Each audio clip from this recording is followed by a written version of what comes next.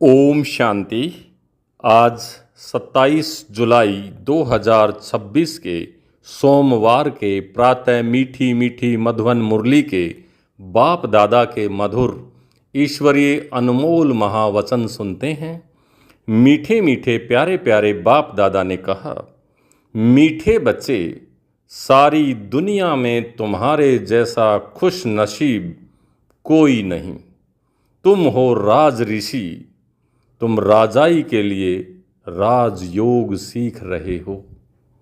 प्रश्न है, निराकार बाप में कौन से संस्कार हैं जो संगम पर तुम बच्चे भी धारण करते हो? उत्तर है, निराकार बाप में ज्ञान के संस्कार हैं। वह तुम्हें ज्ञान सुनाकर पतित से पावन बना देते हैं, इसलिए उन्हें ज्ञान का सागर पतित पावन कहा जाता है। तुम बच्चे भी अभी वो संस्कार धारण करते हो। तुम नशे से कहते हो हमें भगवान पढ़ाते हैं, हम उनसे सुनकर सुनाते हैं। गीत चला, आखिर वह दिन आया आज, जिस दिन का हम रास्ता तकते थे। ओम शांति। मीठे मीठे रूहानी बच्चों ने यह गीत सुना। यह महिमा किसकी है? एक बाप की। सिवाय नमः ऊंचे से ऊंच भगवान है ना। बच्चे जानते हैं वह हमारा बाप है। ऐसे नहीं कि हम सभी बाप हैं। गाया भी जाता है, सारी दुनिया ब्रदरहुड है, भाईचारा होता है, पिताचारा नहीं। सब हम एक पिता के बच्चे, ब्रदरहुड माना भाई भाई हैं। सन्यासी अथवा विद्वानों के कहने अनुसार ईश्वर सर्वव्यापी कहने से जैसे कि फिर फादरहुड हो जाता है। ब्रदर होने से बाप तो सिद्ध हो जाता है ना, जिससे वर्षा मिलना है। फादरहुड है तो फिर वर्षे की तो कोई बात ही नहीं।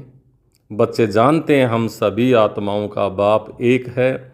उनको कहा ही जाता है वर्ल्ड गॉड फादर। वर्ल्ड में कौन है? सभी ब्रदर्स हैं, आत्माएं हैं। सबका गॉड फादर एक ही है। उस बाप की सभी प्रार्थना करते हैं। एक की ही बंदगी व पूजा होनी चाहिए, वह है सतो प्रधान पूजा। यह भी समझाया है। ज्ञान, भक्ति और वैराग्य। बाप ज्ञान देते हैं सदगति के लिए। सदगति कहा जाता है जीवन मुक्ति धाम को, या आत्मा को बुद्धि में धारण करना है। हमारा घर शांति धाम है, उसको मुक्ति धाम, निर्वाण धाम भी कहा जाता है। सबसे अच्छा नाम है शांति धाम। यहाँ तो ऑर्गन्स होने के कारण आत्मा टॉक की आवाज़ में रहती है, बोलना पड़ता है। सूक्ष्म वतन में है मूवी, इशारों में बात होती है, आवाज़ नहीं होती। तीनों लोगों को भी तुम जान गए हो, मूल वतन, सूक्ष्म वतन, स्थूल वतन। बुद्धि में यह अच्छी रीति बैठा है। मनुष्य सृष्टि के लिए ही गाया जाता है कि यह सृष्टि चक्कर लगाती है। उसको कहा जाता वर्ल्ड की हिस्ट्री ज्योग्राफी। मनुष्य ही तो उसको जानेंगे ना। वर्ल्ड की हिस्ट्री ज्योग्राफी सुनाते हैं। ऊंच से ऊंच बाप है। वर्ल्ड की हिस्ट्री ज्योग्राफी कैसे रिपीट होती है वही जानते हैं। इस चक्र को जानने से ही तुम चक्रवर्ती राजा बने हो। गाते भी हैं, देवताएं संपूर्ण निर्विकारी हैं। लक्ष्मी नारायण के चित्र है ना, वह संपूर्ण निर्विकारी और अपने को कहते हैं संपूर्ण विकारी। सतयुग में है संपूर्ण निर्विकारी अथवा संपूर्ण पावन। कलयुग में है संपूर्ण विकारी, संपूर्ण पतित। भारत की ही बात है। यह बाप ही आकर बुद्धि में बिठाते हैं और कोई नहीं जानते हैं। उन्होंने तो सतयुग को लंबा समय दे दिया है। समझते हैं लाखों वर्ष पहले सतयुग था, तो किसी की बुद्धि में यह बातें आती ही नहीं हैं। अब बच्चे जानते हैं हम अभी संपूर्ण विकारी से संपूर्ण निर्विकारी बन रहे हैं। संपूर्ण पतित से संपूर्ण पावन बनना है। बाप समझाते हैं आत्मा में ही खाद पड़ी हुई है। गोल्डन एज से अब आयरन एज बन गई है। यह आत्मा की भेंट की जाती है। यह अच्छी रीति समझाना है। तुम बच्चे बहुत खुश नसीब हो। तुम्हारे जैसा खुश नसीब कोई और नहीं। अभी तुम राजयोग में बैठे हो, तुम राज ऋषि हो। राजाई के लिए कभी कोई पढ़ाई होती है क्या? बैरिस्टर बनाएंगे, परंतु विश्व का महाराजा कौन बनाएगा? बाप के सिवाय कोई बना न सके। यहाँ महाराजा तो कोई है नहीं। सतयुग के लिए तो जरूर चाहिए, किसी को जरूर जाना पड़े। बाप कहते हैं मैं आता हूँ तब जब भक्ति पूरी होती है। अब भक्ति पूरी हुई और कोई बात इसमें उठा ही नहीं सकते। हमको बाप बैठ पढ़ाते हैं या नशा होना चाहिए। हम आत्माओं को निराकार बाप परम पिता परमात्मा शिव पढ़ाते हैं। शिव को तो कोई जानते ही नहीं। अब तुम बच्चे जानते हो, बाबा फिर से स्वर्ग की राजा स्थापन कर रहे हैं। हम उनको महाराजन श्री नारायण और महारानी श्री लक्ष्मी कहते हैं। भक्ति मार्ग में सत्यनारायण की कथा सुनाते हैं, अमर कथा और तीजरी की कथा। बाप तीसरा नेत्र देते भी हैं। नर से नारायण बनने की कथा सुनाई जाती है।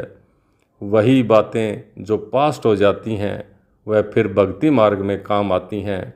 अभी तुम बच्चे समझते हो, बाबा हमको स्वर्ग का मालिक बनाते हैं, हम हकदार हैं। भगवान तो स्वर्ग का रचयिता है ना।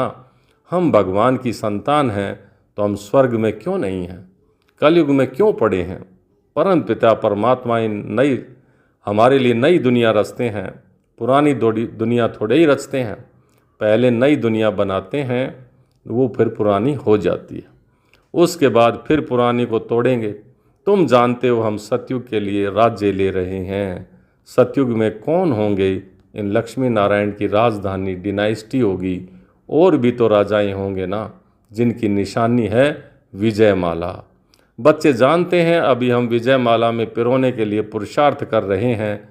दुनिया में माला का अर्थ कोई नहीं जानते कि यह क्यों पूजी जाती है। ऊपर में फूल कौन है?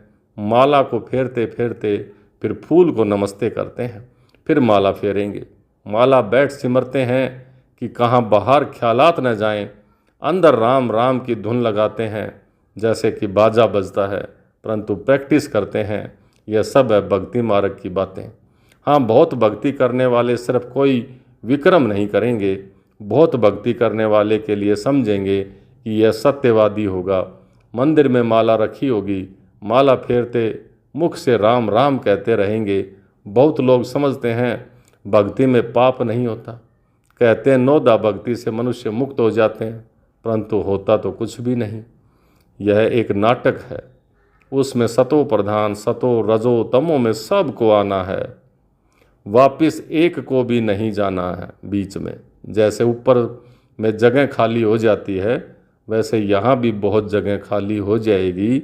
दिल्ली के आसपास मीठी नदियों पर फिर राजधानी होती है, समुद्र की तरफ नहीं होती। यह बॉम्बे आदि नहीं होंगे। वह तो पहले मच्छी म्यानी थी, मछली फंसाने वाले वहाँ रहते थे। अभी तो समुद्र को कितना सुखाया है, फिर भी मच्छी म्यानी होगी। सतयुग में तो बॉम्बे होती ही नहीं, वहाँ कोई पहाड़ियाँ आदि भी नहीं होती। कहाँ जाने को कि वहाँ दरकार नहीं होती। वहाँ मौसम ही सदाबहार हर जगह है। कहीं स्पेशल सदाबहार मौसम ढूंढने की ज़रूरत नहीं होती।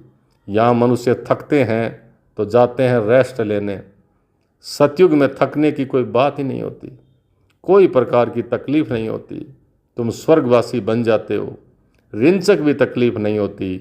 तो अब बच्चों को बाप की सिरमत पर चलना है। बाप कहते हैं मीठे लाडले बच्चों, शरीर निर्वार्थ धंधा आदि भले ही करो।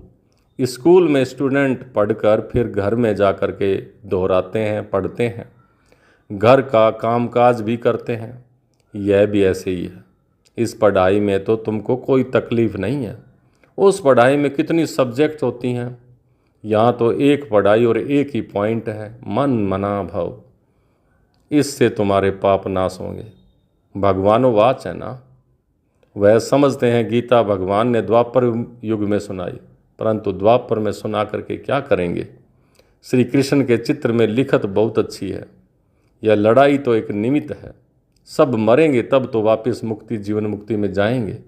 सो भी सिर्फ लड़ाई में थोड़े ही मरेंगे। अनेक प्रकार की कैलेमिटीज़ भी होंगी, प्राकृतिक आपदाएं। बच्चों को कोई दुख नहीं होना चाहिए। मनुष्य का हार्ट फेल होता है ना, तो उसमें कोई दुख नहीं होता है। मौत हो तो ऐसा बैठे बैठे हार्ट फेल हुआ और खलास, कि बैठे बैठे चले जाते हैं, कुछ भी दर्द बाद कुछ नहीं होता। तो ऐसी मौत हार्ट फेल कहलाती है। जो सबसे आसान होती है। जब तक डॉक्टर आए आत्मा निकल के चली जाती है। अब तो सबका मौत होना है। पिछाड़ी में न हॉस्पिटल होंगे, न डॉक्टर रहेंगे, न क्रियाक्रम करने वाले रहेंगे, कुछ भी नहीं होगा। तो इसका मतलब सबको प्रकृति ठिकाने लगाएगी, सबके प्राण तन से निकलेंगे, मूसलाधार बरसात पड़ेगी, मौत में कोई देर थोड़ी लगेगी। कोशिश कर रहे हैं ऐसे बम्स बनाएं जो मनुष्य फट से मर जाएं। ऐसे ऐसे बम्स बनाते रहते हैं, बम्स का इम्प्रूवमेंट करते रहते हैं, सुधार। यह ड्रामा में नूद है, ड्रामा में बना बनाया खेल है। कलप कलप विनाश होता है। सतयुग में तुमको यह ज्ञान रहेगा ही नहीं। बाप को ही आकर ये ज्ञान देना होता है। स्थापना हो गई फिर ज्ञान की वहाँ ज़रूरत नहीं रहती है। फिर जब रावण राज्य शुरू होता है तो भक्ति शुरू होती है। अब भक्ति पूरी होती है, अब तुमको योग बल से पावन बनना है।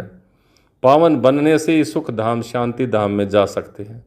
चार्ट रखना पड़े, यह तो समझ गए हो। हमको बाप को याद कर तमो प्रधान से सतो प्रधान यहाँ ही बनना है। ऐसा कोई शास्त्र आदि में लिखा हुआ भी नहीं है। बच्चों ने गीत सुना, आखिर वह दिन आया आज, जबकि भारतवासी फिर राजाओं के राजा बनते हैं, राजाओं के राजा अथवा महाराजा बनते हैं। पीछे त्रेता में होते हैं राजा रानी, फिर जो पूज्य महाराजा महारानी थे वह द्वापर में वाम मार्ग में आकर पुजारी बन जाते हैं। आप पे ही पूज्य, आप पे ही पुजारी हो जाते हैं। बाप कहते हैं मैं पुजारी नहीं बनता हूँ। देवताएं पूज्य होते हैं, मैं नहीं बनता हूँ, न ही पुजारी बनता हूँ न पूज्य। मैं तो सदा ही पूज्य हूँ, बाबा कहते हैं। भारतवासी देवी देवताओं के ही मंदिर बनाकर उनका पूजन करते हैं। लक्ष्मी नारायण जो पहले पूज्य थे, फिर भक्ति मार्ग में वही शिव बाबा के पुजारी बनते हैं।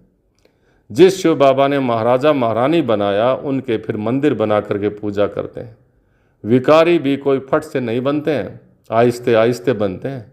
निशानी भी देवताओं की वाम मार्ग में दिखाते हैं। जो पूज्य लक्ष्मी नारायण थे वही फिर पुजारी बन जाते हैं।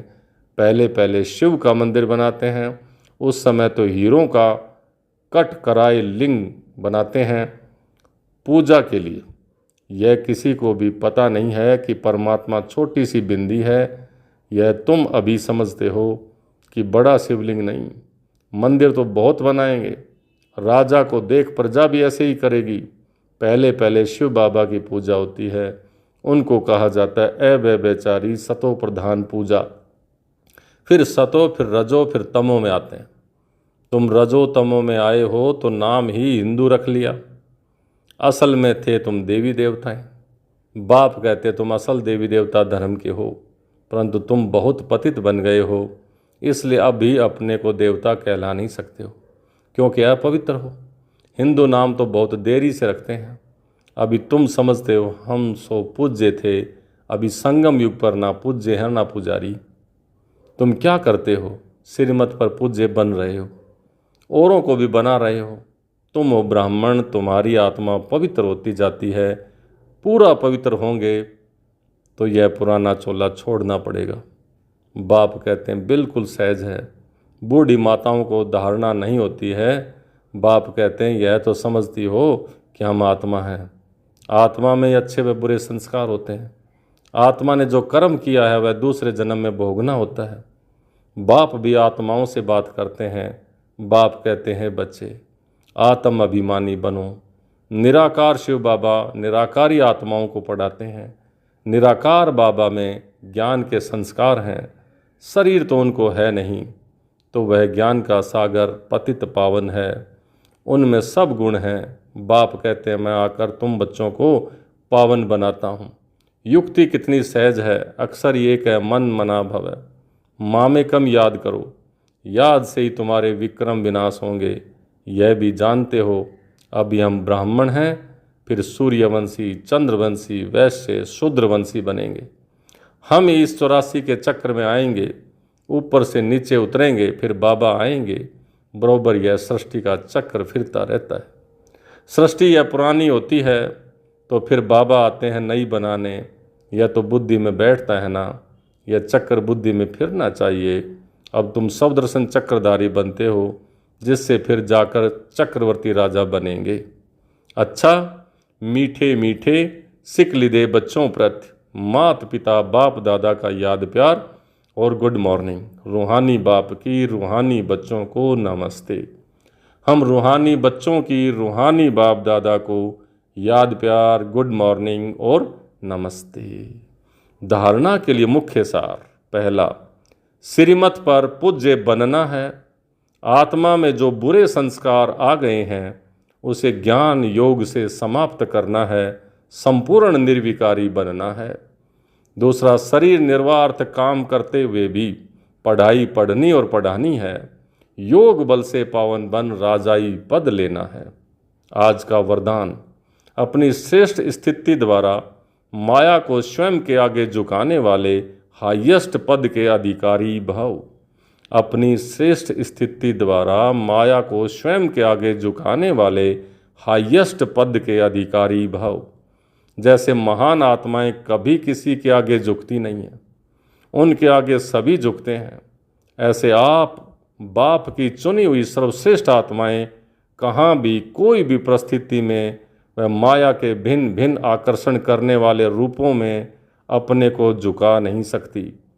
जब अभी से सदा झुकाने की स्थिति में स्थित रहेंगे तब हाईएस्ट पद का अधिकार प्राप्त होगा।